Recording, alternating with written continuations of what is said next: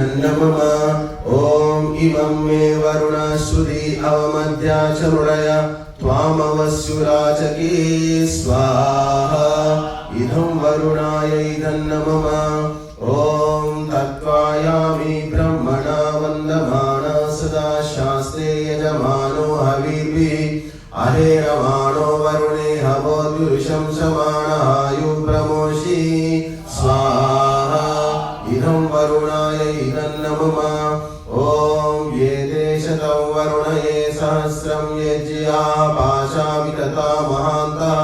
ते विर्नो अद्य सवितोतु विष्णुर्विश्वे मुञ्चन्तु मरुतः स्वर्गाः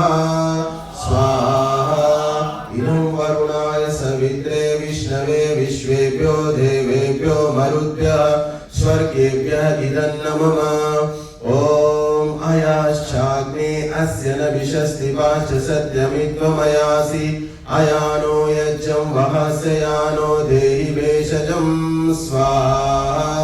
इदमग्नये अयसे इदं नमः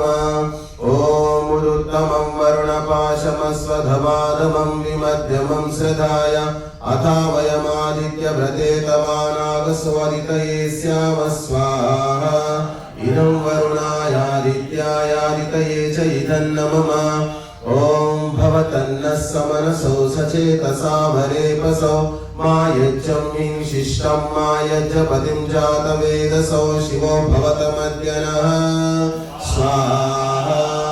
इदं जातवेदोभ्याम् इदं नमः।